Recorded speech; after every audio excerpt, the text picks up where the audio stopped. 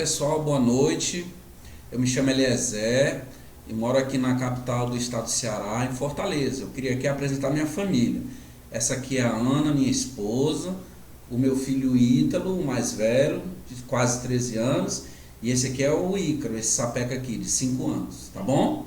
Gente, eu fui testemunha de Jeová durante quase 27 anos, né?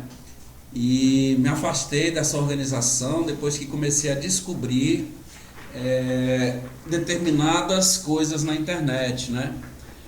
Fui percebendo aos poucos que é uma religião, é uma seita na verdade. Eu passei 27 anos da minha vida enganado, escravizado, né? Dentro dessa seita norte-americana, aquela que se diz a única seita verdadeira. E eu resolvi gravar um vídeo porque percebi e entendi que existem pessoas dissidentes, como hoje eu sou um dissidente, e encontrei, parabenizo, né, essas pessoas que eu encontrei na internet, como o Edson Reis, como o Osmanito Torres, como o Fernando Gale, o Paulo Sávio, o Davi Mendonça, aquele outro rapaz lá de São Luís do Maranhão, né, o Luiz Alberto, dentre outros que eu não estou aqui me lembrando agora. São pessoas que eram testemunhas de Jeová, ocuparam cargos na estrutura interna da organização das testemunhas de Jeová e que saíram e que hoje fazem um trabalho de conscientização, de alerta por meio das mídias sociais, por meio de redes sociais, né? Por meio da internet. E eu me tornei testemunha de Jeová no período em que morava lá em Belém do Pará. Eu na época tinha 21 para 22 anos de idade, bateram na minha porta e eu nunca tinha me associado a nenhuma denominação religiosa. E eu então comecei a fazer um estudo bíblico, né, entre aspas, estudei o livro Poderá Viver para Sempre no Paraíso na Terra, e após mais ou menos ali um ano e um mês mais ou menos de estudo, eu me batizei, né? Menos disso, acho que 6, 7 meses eu me tornei publicador não batizado. E aí então eu passei esse período, né, de mais ou menos 27 anos associado, ligado a essa seita. Eu hoje tenho 50 para 51 anos de idade. Eu tive um casamento desfeito lá em Belém do Pará, eu até quero falar sobre isso daqui a pouco. Mas eu moro aqui em Fortaleza, estou mostrando minha cara, né, mostrando meu rosto, eu não tenho nada a esconder. Porque eu percebi, pessoal, que nós precisamos fazer alguma coisa para alertar as pessoas com relação a essas pessoas, né, os membros dessa seita que vêm na sua casa muitas vezes no começo da noite, que vem na sua casa num feriado à tarde, que bate na sua porta num sábado ou num domingo pela manhã, oferecendo um estudo bíblico. São pessoas normalmente bem arrumadas, elas são treinadas para isso. Eu sei o que é isso porque eu vivi lá dentro 27 anos. São pessoas que normalmente vêm com um sorriso no rosto e que promete para você um paraíso, né? Promete um mundo onde você vai rever as pessoas, seus entes queridos que já faleceram, onde você vai encontrar felicidade eterna, onde não vai haver guerra, não vai haver morte, não vai haver sofrimento, doença, não vai haver nada, né? Simplesmente felicidade eterna, é o que eles prometem. Mas a realidade é que eles não têm condições de entregar aquilo que eles prometem. E muitas vezes, pelo fato da pessoa estar passando por um sofrimento, pelo fato da pessoa estar passando por um momento difícil na vida, muitas vezes a pessoa até perdeu um ente querido na morte, as pessoas acabam se tornando vítimas ou presa fácil dessa seita norte-americana, chamada Torre de Vigia, né? Que a Torre de Vigia é a entidade que controla as atividades das testemunhas de Jeová no mundo inteiro, né? E eu então, quando me batizei, em pouco tempo eu fiz progresso, eu me tornei lá dentro da estrutura pioneiro regular, passei 4 anos como pioneiro regular. Pioneiro regular é uma espécie de pregador, né?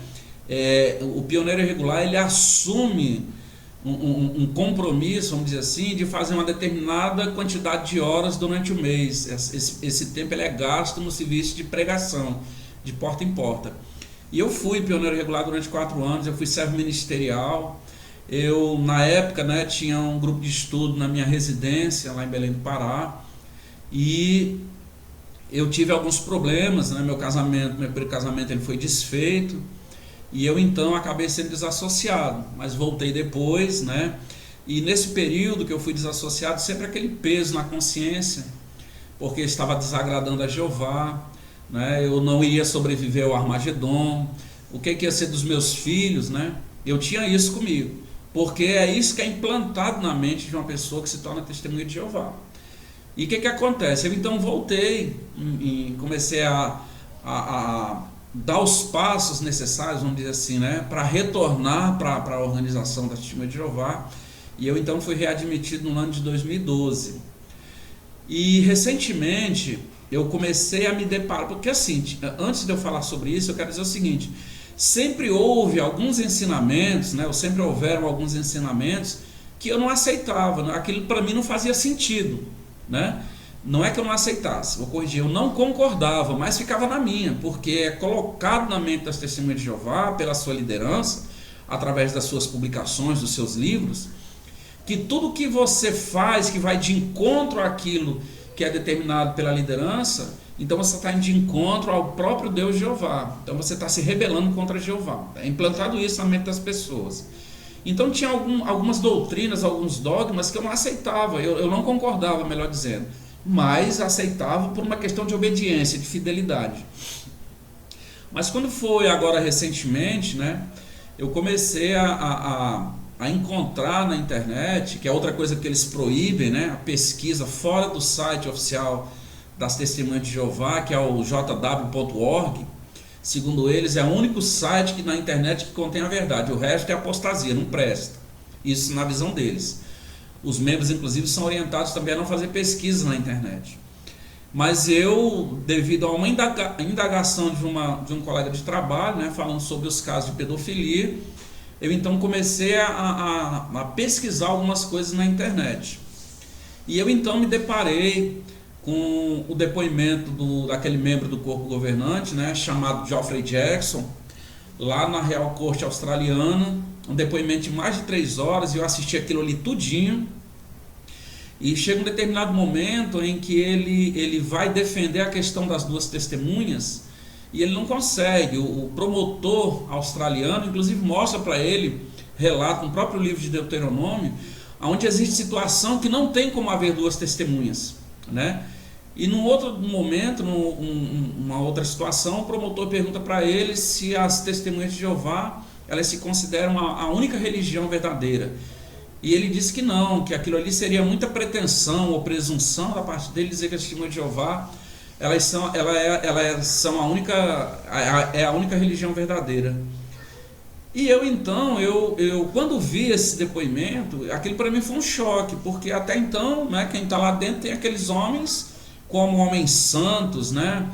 Aqueles homens que quando chegam num congresso em determinado país, num congresso internacional, as pessoas só faltam ali, as Testemunhas de Jeová, se ajoelhar aos pés daqueles homens. E aí eu vi aquele homem mentindo, dizendo que não, mas não é o que as publicações dizem. As publicações, elas sempre enfatizaram que sim, as Testemunhas de Jeová, elas são o único canal de comunicação de Deus para com a terra, né? E tem inclusive uma sentinela que chega a ponto de dizer que se você ler a Bíblia, mas não estiver associado com a torre de vigia, ou se você não estiver associado com as Testemunhas de Jeová, não adianta nada, você não vai alcançar a vida eterna. Então, quando eu vi esse depoimento, aquilo para mim foi um choque. E eu continuei minhas pesquisas e me deparei com o depoimento daquela senhora chamada Barbara Anderson, né? Que ela pesquisava, ela era uma pessoa que se via lá na sede mundial em Brooklyn, e ela fazia pesquisas por ocasião da publicação daquele livro Testemunhas de Jeová, Proclamadores do Reino de Deus. É um livro que, na época que aquele livro foi lançado, eu era servo ministerial lá em Belém do Pará. E ela então se deparou com casos de pedofilia, né? Documentos nos arquivos lá da Torre de Vigia, e ela então começou a divulgar isso. E qual foi a maneira que o corpo governante encontrou para silenciar a Bárbara Anderson? Ela foi desassociada, né? Mais de 45 anos, quase 46 anos, se não me falha a memória, dedicada a essa organização. E isso também aconteceu comigo, porque eu passei noites em Salão do Reino, pintando, trabalhando em Salão do Reino. Eu passei noites em vigílias em salão de assembleia, cuidando, ajudando na pintura, em reforma de salão de assembleia, não é? E depois, quando você não serve mais, você é descartado. E isso aconteceu com a Bárbara Anderson. E eu então me deparei com dois livros de um ex-membro do corpo governante chamado Raymond France. E Raymond France, ele expõe num livro que ele escreveu, que foi traduzido inclusive por uma pessoa aqui de Fortaleza chamada Cid Miranda, ele expõe a maneira como as coisas, né, são decididas por esse tal corpo governante, né, que é um papado coletivo. E um outro livro dele também que me chamou muita atenção, escrito por Raymond France, foi um livro chamado Em Busca da Liberdade Cristã. Nesse livro ele tem um capítulo onde ele diz assim: a desassociação mal aplicada. E eu li esse capítulo desse livro e eu confesso que eu fiquei chocado. E aí eu comecei a me deparar com outras coisas na internet, né? Como por exemplo a associação da Torre de Vigia com a ONU durante quase 10 anos. Essa mesma ONU que lá no livro Clímax de Apocalipse, o Clímax de Revelação, que é um livro de capa vermelha, eu inclusive fui dirigente de estudo nesse livro, na época tinha um grupo de estudo lá na minha casa em Belém do Pará, né? Nesse livro Clímax de Revelação, livro de capa vermelha, a Torre de Vigia chama a ONU, ela diz que a ONU é aquela fera cor de escarlate mencionada lá no capítulo 17 do livro de Apocalipse, né? Então a Torre de Vigia esteve associada com a ONU por quase 10 anos. Eu descobri isso. Eu descobri que a Torre de Vigia anda vendendo salões do reino, esses mesmos salões que são comprados os terrenos e construídos com doação dos irmãos, tanto doação de mão de obra como doações financeiras, doação de alimentação também para os irmãos que estão trabalhando lá, e salões que são depois, né, dedicados a Jeová. Esses salões então estão sendo vendidos para a Babilônia Grande, que eles tanto criticam. Eu também descobri que a Torre de Vigia ela tem uma aplicação em um banco norte-americano chamado JP Morgan. Ela tem em ações desse banco quase 35 bilhões de dólares. Eu descobri isso também na internet. Eu descobri que a Torre de Vigia ela tem um patrimônio no mundo inteiro, só em imóveis, de quase 200 bilhões de dólares. Eu descobri que a Torre de Vigia está associada com a Philip Morris, é a empresa que produz aquele cigarro Marlboro. Eu descobri que a Torre de Vigia passou mais de 40 anos acobertando os casos de pedofilia dentro das congregações do mundo inteiro, né? Eu descobri que um membro do corpo governante chamado Anthony Morris III estava comprando uísque num domingo, enquanto os irmãos estavam lá nos Estados Unidos pregando, né? Quase 900 dólares em 12 garrafas de uísque. E é interessante notar que lá no livro Proclamadores, é dito lá na página, se não me engano aqui agora, a página 341, se minha memória não estiver me traindo, que todos os membros de Betel eles fazem voto de pobreza. Mas Anthony Morris estava lá, gastando quase 900 dólares em 12 garrafas de uísque. Não é? Então eu comecei a ver que não era aquilo que eu havia comprado. Eu, na verdade, comprei gato por lebre, né? E essas coisas então, elas foram me chamando a atenção. Eu me deparei com o site Amazon, dentro do aplicativo JW Library, né? Onde tem uma infinidade de bugigangas, de souvenir para vender com a marca JW. Né? Então essas coisas, elas foram, eu fui assim, abrindo a minha mente. Descobri contradições nas publicações, adulteração na tradução do Novo Mundo. Eu descobri na internet que a Torre de Vigia, inclusive, agradeceu, né, os livros que foram traduzidos, né, foram publicados por um cara chamado Johannes Greber, que era um espírita, ex-sacerdote católico, né? Então essas coisas eu comecei a descobrir, essas coisas elas foram me despertando curiosidade, eu comecei a pesquisar mais. Eu encontrei, de 3 meses mais ou menos para cá, mais de 60 contradições nas publicações da Torre de Vigia. Eu não estou falando aqui de mudança de doutrina, que isso aí são mais de 350, não é? Mas contradição de uma publicação para outra, muitas vezes usando o mesmo texto. Em uma publicação ele é usado de um jeito, na outra publicação ele é usado, quando se fala do mesmo assunto, de uma maneira completamente diferente, não é? Como é o caso daquela situação em que Jesus fala que se você tiver um problema com seu irmão, né, lá em Mateus, se eu não estou enganado, que você leve consigo 2 ou 3 testemunhas para estabelecer o assunto. Então existem 3 sentinelas que tem uma contradição imensa com relação à aplicação desse texto. Eu comecei a perceber essas coisas, né?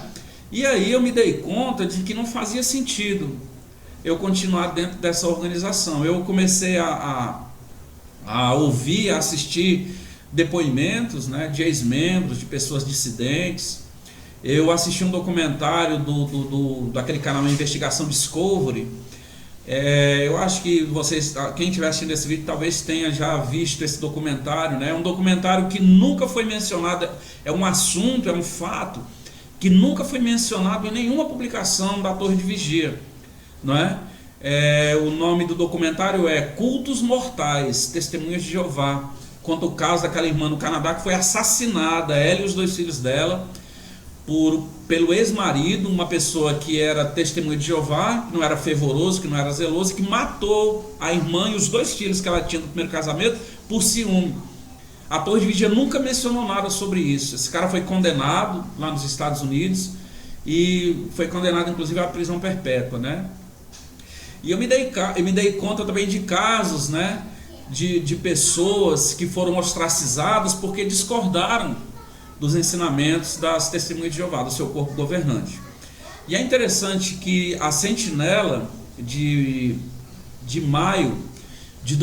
fevereiro de 2017, eles são bem enfáticos ao dizerem que eles não recebem revelação da parte de Deus, não é? E que podem errar. Eles são bem claros, podem errar ao explicar a Bíblia ou ao dar orientações bíblicas. Eles dizem isso, nós podemos errar, mas querem que as pessoas os sigam cegamente, né? E eu me dei conta também, assistindo aos vídeos no broadcast, que não há um vídeo sequer onde se faz alusão a Jesus Cristo, nenhum. Mas existe um vídeo onde o carrinho, ele é tratado como se fosse um ser vivo, eles dão vida ao carrinho, né? Enquanto que Jesus não recebe nenhum mérito, não recebe nenhuma menção. Jesus fica em segundo plano. E eu então comecei a perceber que não tinha condições de eu fazer parte de uma organização como essa. Eu fiz uma pesquisa bastante delicada com relação à questão do sangue, né? E quantas pessoas não morreram por causa da recusa de se receber transfusão de sangue? Já hoje eles liberam as frações.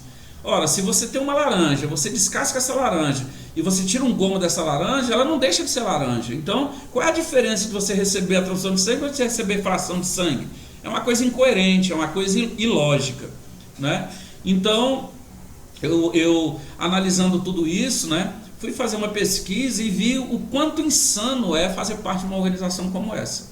É uma coisa insana. Eles chegaram ao ponto de publicar na Despertar de 22 de maio de 1994, né, a foto de mais de 20 crianças ali, que segundo eles foram crianças que morreram fiéis a Jeová, né? Então será que essas crianças, elas morreram fiéis a Jeová ou isso foi imposta a elas? Então é uma coisa que beira assim a sandice, né?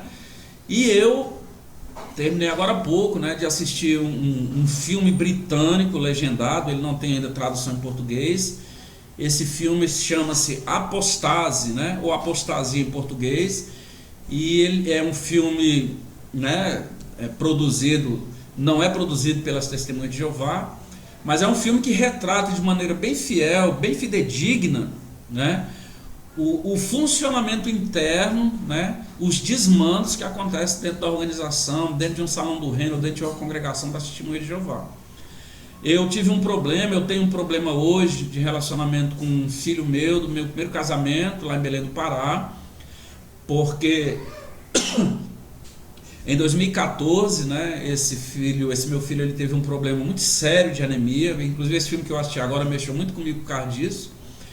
Esse filme Apostasia, né, ou Apostasia, porque esse meu filho, ele teve uma crise muito séria de anemia em 2014 e ele tinha na época 19 anos de idade. E ele foi internado, um quadro grave de anemia, e ele entrou em contato comigo, né, eu morava já aqui em Fortaleza, e eu fui contra ele receber transfusão de sangue.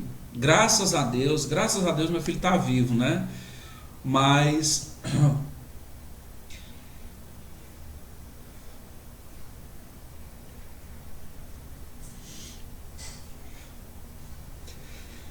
Eu tenho um problema hoje de relacionamento com meu filho por causa disso. Ele ficou magoado, né? Ele foi internado com um quadro grave de anemia e ele me ligou pedindo apoio, né? Eu, pai, e eu fui contra, porque achava que estava fazendo certo. E graças a Deus que a mãe dele, ela foi de encontro a mim, autorizou, mesmo ele sendo de maior, né? Ela autorizou a transfusão de sangue, foi feita no meu filho. E ele hoje está bem, graças a Deus, leva uma vida normal, né? Faz faculdade. Mas ele é magoado comigo, ele não quer muito contato comigo, não. A verdade é essa. E eu fiz isso porque achava que estava fazendo certo.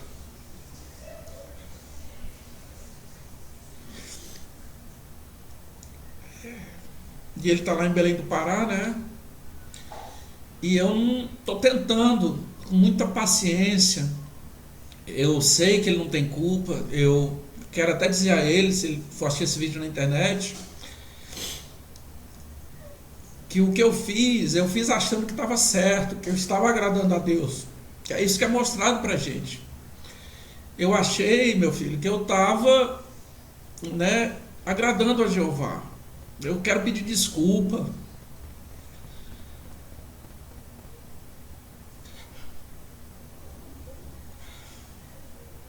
Sabe?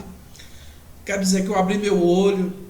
E quero dizer a quem estiver assistindo esse vídeo, se porventura alguém for assistir, que pense bem antes de receber essas pessoas na sua porta. São pessoas que muitas vezes não têm culpa porque elas passam por um processo de lavagem cerebral muito forte, muito pesada. É um processo de lavagem ininterrupta. A pessoa ela fica condicionada. Eu sei o que é isso porque eu passei por isso, quase 27 anos da minha vida. Então, se você está estudando a Bíblia, estudando entre aspas, né, com as testemunhas de Jeová, reflita bem, né? Pense na sua família, analise os evangelhos e veja quais foram os ensinamentos que Jesus Cristo deixou, sabe? Porque eles vendem aquilo que eles não têm condições de entregar. Eles falam em amor, eles falam em paraíso espiritual, eles vão te mostrar gravuras muito bonitas nas publicações, mas a realidade ela é bem diferente. Se um dia você se tornar testemunha de Jeová e resolver sair, você vai perder todos os seus amigos. Se você tiver familiares ou parentes lá dentro, você vai perder essas pessoas. Você vai ser ostracizado. É como diz o Osmanito Torres, é a morte social do indivíduo. Então pense bem, porque eu passei por isso. Essa família que eu apresentei agora há pouco aqui, a minha esposa e meus 2 filhos, graças a Deus eu não perdi, é meu segundo casamento. Mas eu tenho um problema, estou tentando com muita calma, muita oração a Jesus Cristo, para que eu consiga me reaproximar do meu filho, sabe, lá em Belém do Pará. Ele inclusive se tornou ateu por causa disso, ele não acredita em Deus. Ele disse que Deus jamais pediria que um pai deixasse um filho morrer por não aceitar a transfusão de sangue, se existem recursos na medicina para salvar a vida de alguém. E ele não acredita mais em Deus por causa disso. Eu passei por isso. Então fica aqui o meu alerta. É certo que todos nós temos livre-arbítrio para tomar as nossas escolhas, tomar as nossas decisões.